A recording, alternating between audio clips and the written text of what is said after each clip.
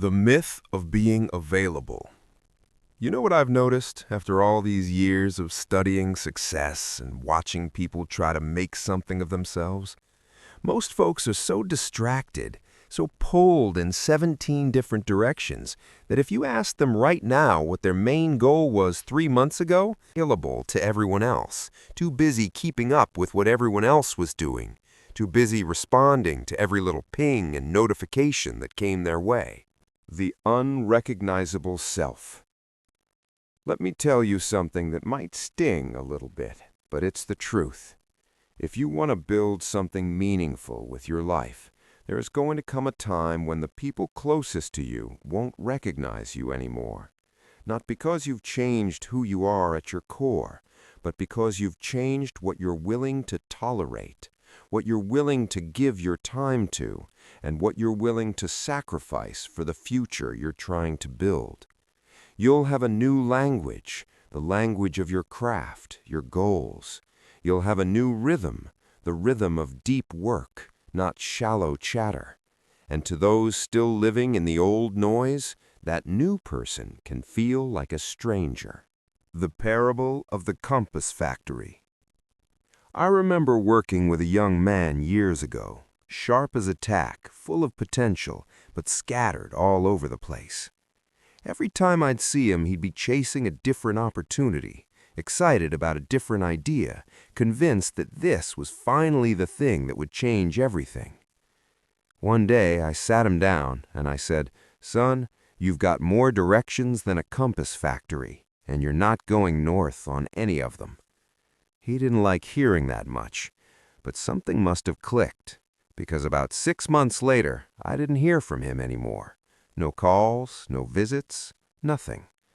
Some of the other folks we both knew started asking me about him. "Have you seen him? Is he all right?" And I just smiled, because I knew exactly what was happening. That young man had finally made a decision. He'd picked one mountain to climb, and he was climbing it.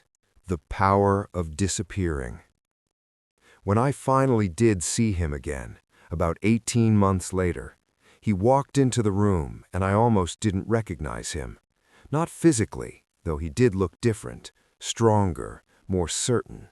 But what really struck me was the calmness, a sense of purpose that filled the space around him. He'd built his business from nothing to something substantial. Not because of a magic formula, but because he'd done something most people aren't willing to do. He'd disappeared. He stopped showing up to every party, every networking event where nothing real ever gets built. He stopped being available every time his phone buzzed. And in that silence, in that focused solitude, he'd built something real. Here's what most people don't want to hear. Success requires temporary isolation.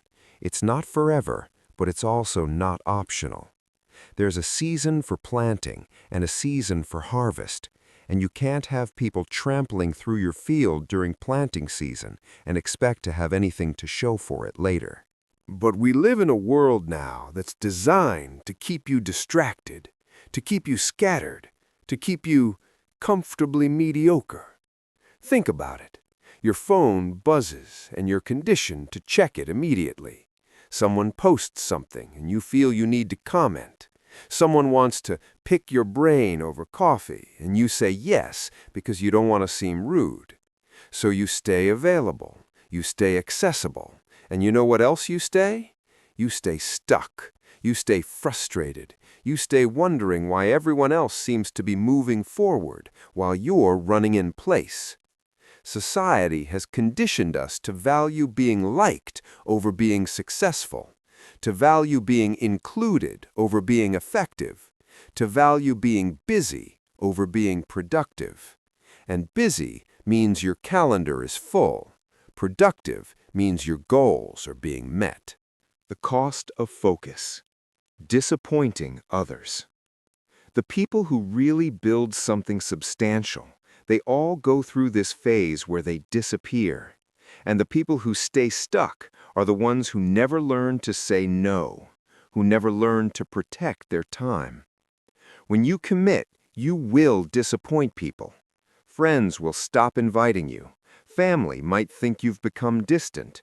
People will say you've changed. And they're right, you have changed. That's the point. You can't get different results by being the same person. So here's the brutal question you need to ask yourself.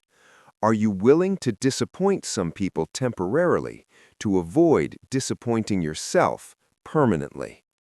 Every time you break your focus to accommodate someone else's agenda, you're choosing temporary comfort over lasting achievement.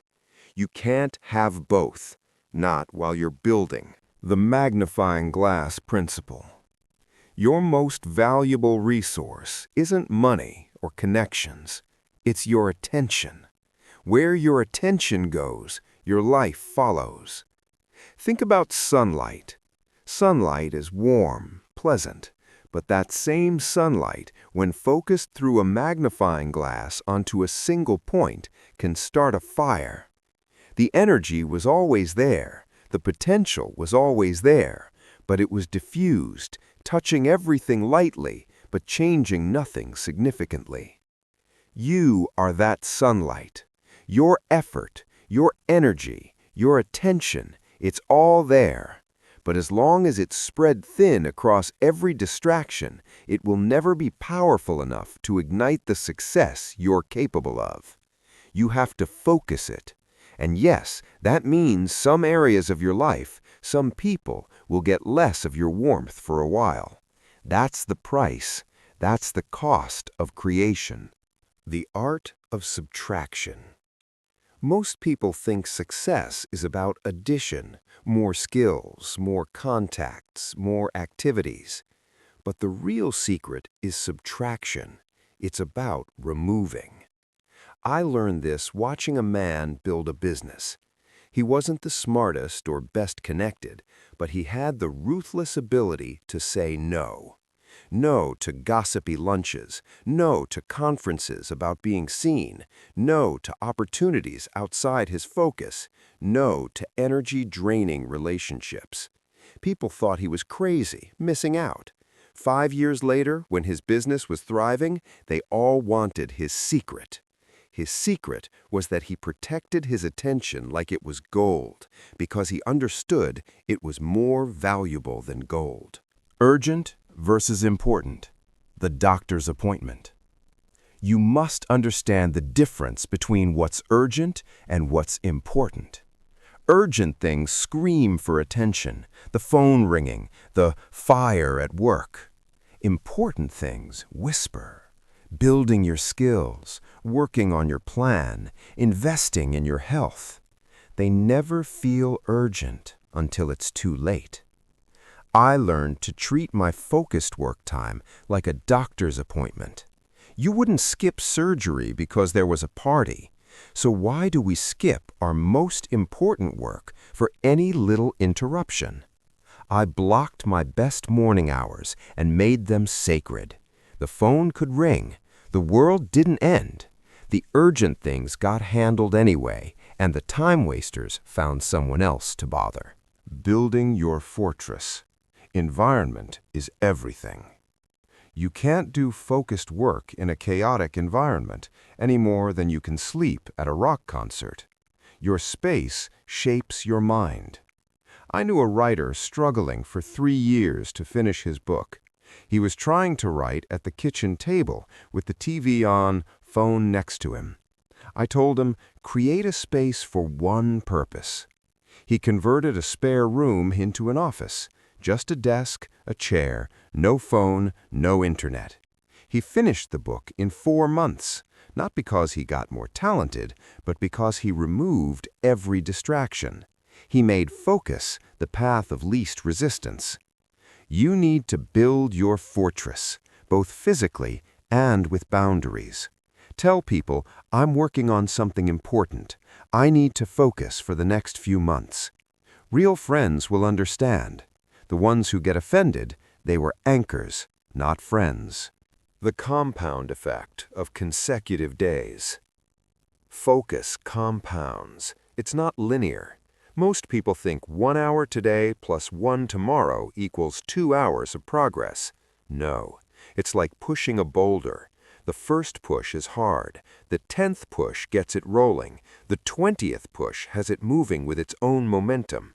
But if you stop, if you break to check your phone or chat, the boulder rolls back. You lose all momentum. You're always starting over. That's why scattered effort yields scattered results. You have to think in seasons. There's a planting season, dirty, unseen work.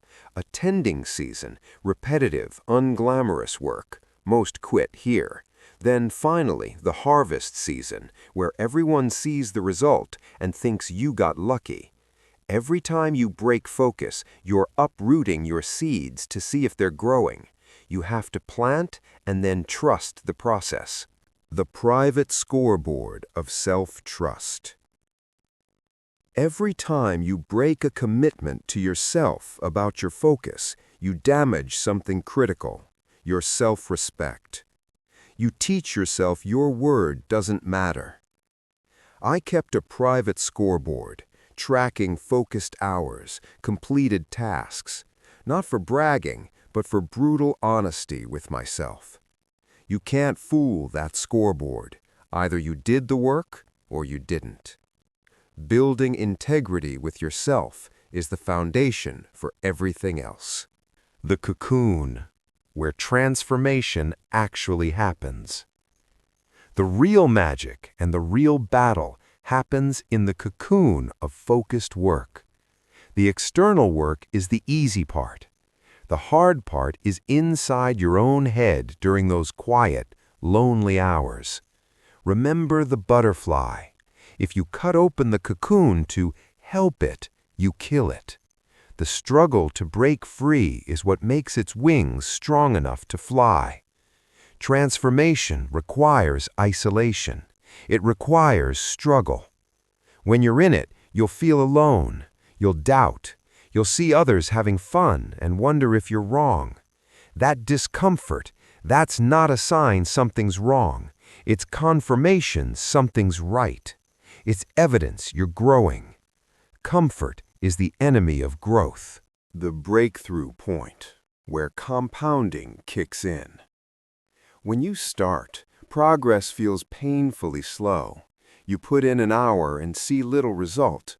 But beneath the surface, you're building capability. It compounds. After a month of daily focus, you're not 30 times better. You might be 100 times better, because each hour builds on the last. I saw this with a woman learning graphic design. 2 focused hours every single day, no exceptions. For the first month, her work was bad. The second month, rough. The third, principles emerged. By month 6, it was excellent. Within a year, she was getting paid for work she couldn't have imagined. Most people quit right before the compound effect kicks in. They stop right before exponential growth begins. The breakthrough point, where compounding kicks in. When you start, progress feels painfully slow. You put in an hour and see little result. But beneath the surface, you're building capability. It compounds. After a month of daily focus, you're not 30 times better. You might be 100 times better, because each hour builds on the last. I saw this with a woman learning graphic design. 2 focused hours every single day, no exceptions. For the first month, her work was bad. The second month, rough. The third, principles emerged. By month 6, it was excellent. Within a year, she was getting paid for work she couldn't have imagined. Most people quit right before the compound effect kicks in. They stop right before exponential growth begins. Profitable ignorance. You must practice profitable ignorance, deliberately choosing not to know things that don't serve your goals. When everyone's talking about the latest scandal, drama, or viral trend, you won't know. You weren't paying attention. People may make you feel out of touch. Let them. Your knowledge will be in your craft, your industry, your growth. That is profitable knowledge. The other is just noise. The emergence, when they no longer recognize you. After months or years of focused work, you step back into the world, and you'll see it in their faces, a slight tilt of the head, a paused sentence. They're trying to reconcile the person in front of them with the person they remember.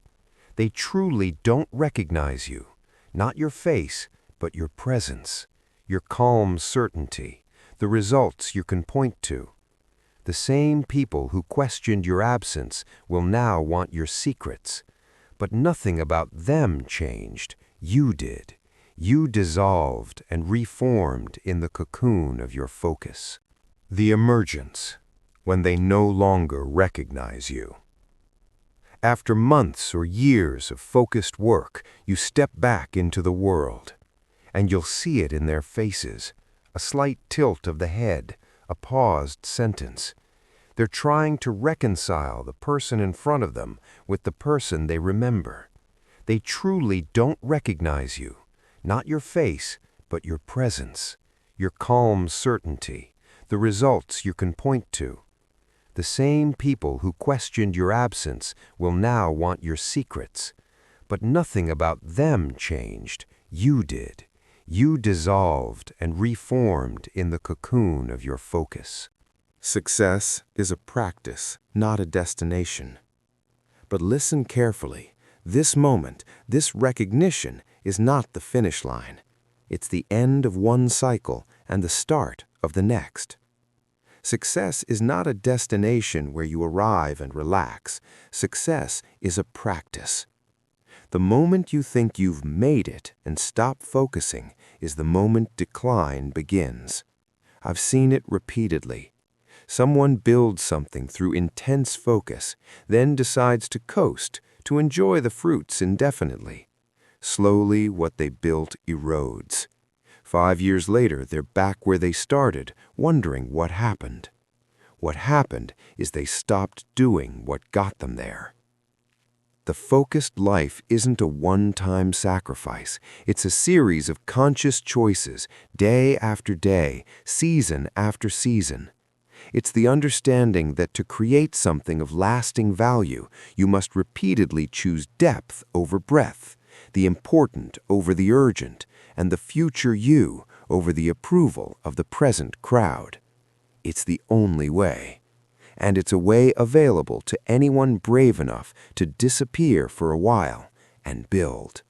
If this video motivated you, make sure you like, subscribe, and turn on notifications so you never miss future content. Comment below and let me know where you're watching from and what goal you're working toward. Share this video with someone who needs motivation today. Let's grow and win together.